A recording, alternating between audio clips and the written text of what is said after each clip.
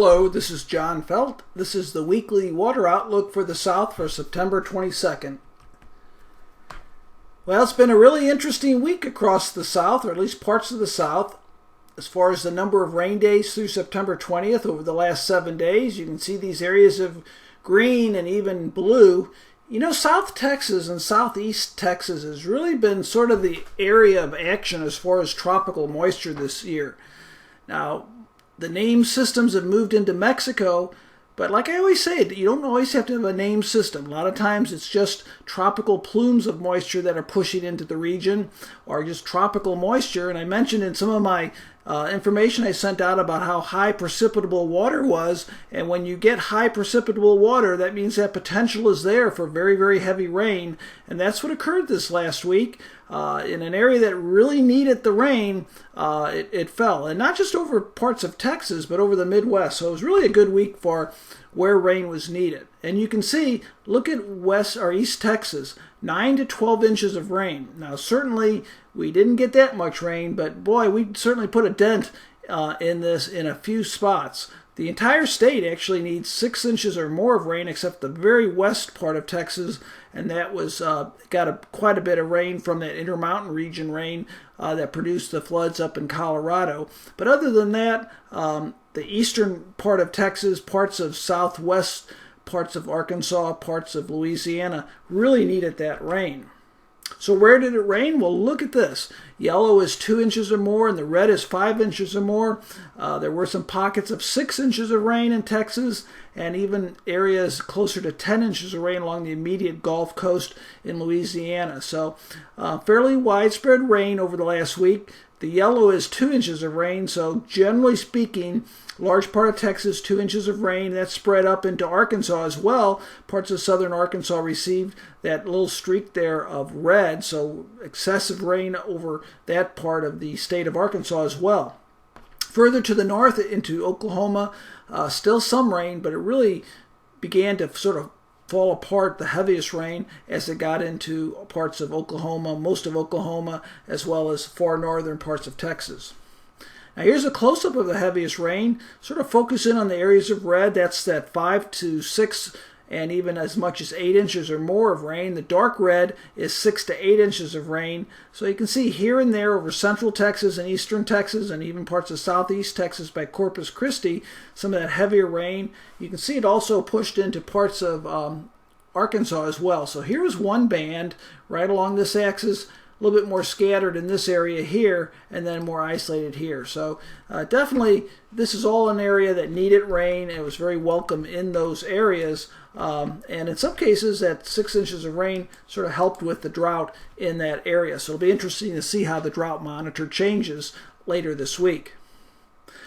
So widespread above normal rainfall. The lighter magenta there is 6 times normal for the week. That streak that I just mentioned, that was 6 times what's normal for the week. But then look at that dividing line here. We have such a tight dividing line. Here's below normal rainfall in Oklahoma, above normal rainfall down here. So a very tight dividing line here. And that just shows everything was sort of centered on where the tropical moisture was streaming in. And if you weren't in that, you just didn't get much rain. So you can see the very tight dividing line. Now, all summer long I've been talking about the mean position of the upper ridge of high pressure. Most of the summer that's dominated our weather. That's why it's been so dry. And right now it's centered over the middle part of the nation. We're almost right smack over the middle of the nation.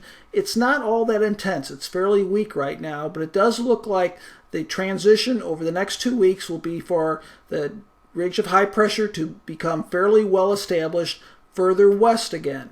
And that looks like it's going to be a pattern that if we don't get tropical moisture, that could once again sort of tamper down the rainfall and increase temperatures.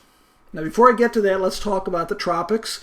I mentioned that this area right here has really been one of the more favorable regions for some tropical activity. It certainly has been very weak. It's been just sort of tropical lows, tropical moisture, and any organized system has sort of moved to the west. But there is some precipitation or some unsettled tropical weather, and that's going to be moving off to the east along a frontal boundary. But that could brush along the coast, and that's really been the story so far this tropical season. Now, tropical activity is really beginning to fall off from a climatological standpoint. Put an arrow about where we're at now, and you can see we're on the downslope. This is still peak hurricane season, but it's going down very quickly. And as we get into October, you can see we really start to get down below the peak season. A little secondary peak towards the middle of October, and then we sort of get to the point where season's over. Being so quiet out there, it looks like we're almost certain to be a very unusually quiet, if not record quiet season.